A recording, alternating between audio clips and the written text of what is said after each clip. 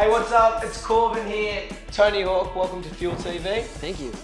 Hey, you're out here for an Australian tour with Birdhouse. How's it going so far? Yeah, it's been amazing. We've been on the road a week, hit Melbourne, Brisbane, Gold Coast, a few stops along the way to Sydney, and kind of impromptu demos, spontaneous stuff at skate parks, and it's been going on.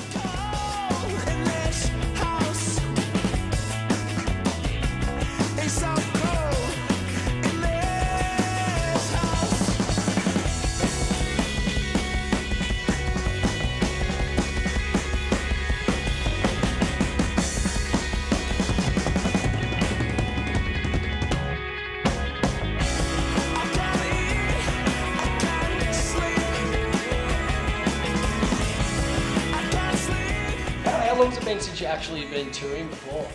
Because you've been doing so much other stuff with the game and all that. Well, the only tours that I've done in the last few years have been the Huck Jam tour in the U.S., which is like the skate, BMX, motocross, and we do a big show. Yep. So, but other than that, like just in a band with a team? Yeah, I haven't done that in a long time, and I'm loving it. You know, I mean, this is where it all started. This is what it's about for us, is just connecting with everyone and skating with them instead of like being held away from them and skating for them. We actually just want to connect with everyone, and just I'm sort tired of like doing these low-key demos as well, like what's not even a demo, like just rocking up a skate park. Yeah, pretty much, and you know, and we've got a crew of like 15 skaters that are all killing it, so it's really fun to see the expressions on their faces, and we're getting some really good footage on the way. You've recently just taken Birdhouse back under your wing as well. Yeah. Well, that's kind of the reason why we're here. I wanted this to be to show the team that I'm fully behind it, and it's my company now, and we're gonna do stuff like this from now on. Yeah.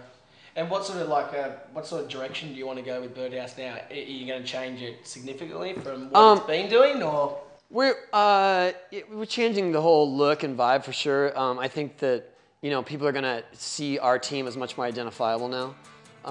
You know, that's what I want to focus on, and really give those guys a chance and show their talents. And you know, we've got new guys like Jaws, who's just ridiculous, and so it's fun to, you know, I think we're on the come up again. It's really exciting. Sucker love is heaven sent you. Pucker up our passion spent. My heart's its heart, your body's rent. My body's broken, yours is bent. Carve your name into my arm. Instead of stressed, I lie here charmed. 'Cause there's nothing else to do. Every me and every you. In the early days, or not the early days, when you sort of transforming and becoming a lot more mainstream and popular, you were called like a sellout a million times. Yeah. What's your view on that? Obviously now skateboarding has changed and it's so mainstream. You know what? They only call you a sellout when your stuff finally sells. Yeah. Because you know, I've had signature products. I've had skateboards with my name on it since I was 14 years old, but no one was buying them back then. And you know, when I was that age, if McDonald's had come up to me and said, "Hey, we want to pay you to endorse McDonald's," I was been, hell yes, sign me up, because I eat there anyway.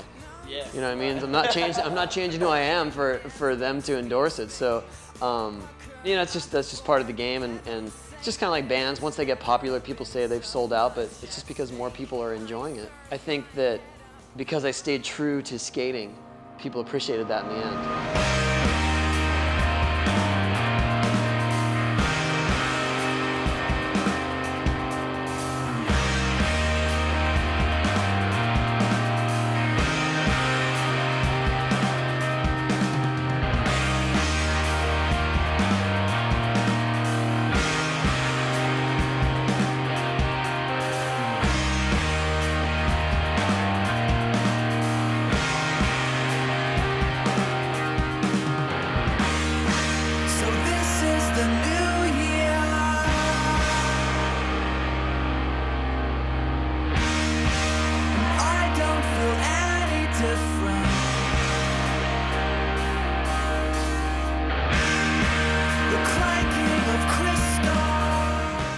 You've also been like looked at as the spokesperson for skateboarding for the world. Sort of thing, you know? I mean, I know I know you might think it's ridiculous, but you have been like Australia's looked at you like that.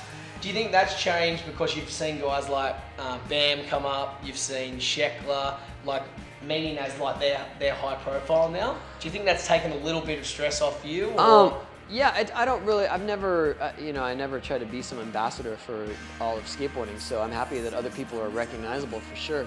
But, I was happy to do it. Well, I was happy to do it, I was happy to sort of speak about skateboarding as a whole, but to be in my position where I'm more of a vert skater, I don't really represent all of skating, but hopefully I can speak enough about it that I can do it justice, and but no, it's great because now there are many more recognizable names in the mainstream of skating.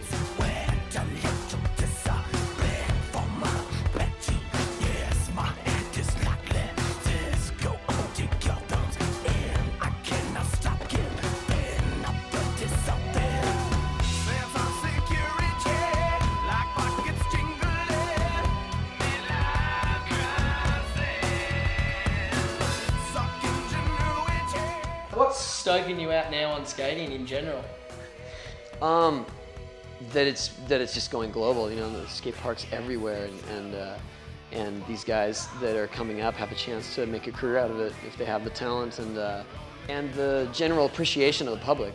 I think that's probably the most exciting thing because when I was growing up, skaters were dirt. It's just girls didn't want to talk to you. It was we get beat up at school. It's still here in Australia. The surfers get all the chicks here. Well, I got asked in the interview the other day. They're like, "Hey, how's it going?" And I was like, "We get no girls. It's the surfers." Well, I think it's a little bit better though. Yeah. When I was a kid, it was just you didn't tell girls that you rode a skateboard. It was just not a thing. But not beyond that, I think that even parents have embraced it, and that's huge for the success of skating, for the longevity in that. It's another accepted form of activity, another thing that kids are encouraged to do instead of told not to do, and it's great.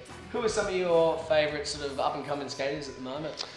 Oh man, so many, it's hard. I think I'm really excited about our team here, like obviously the Jaws, but my son Riley has been really killing it on the street, David Loy.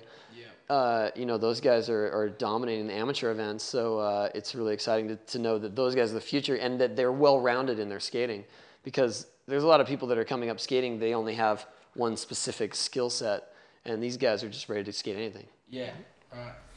The beginning just came out not so long ago, a couple of years now, is it? Yeah, about a year and a half, yeah. Yep. What was the response to that? Because it's, it was fairly different compared to the end.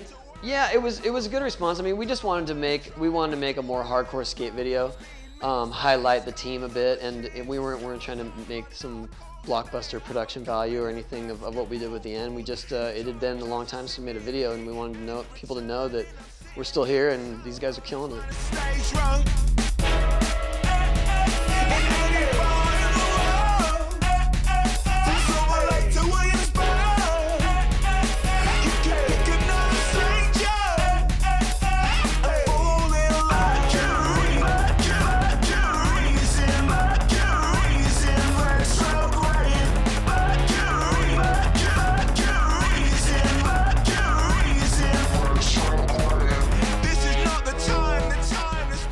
We'll wrap it up there anyway. Thanks for coming on Fuel TV. Okay, cool, man. Thanks for coming, spending some time with us. Tony Hawk, see you later.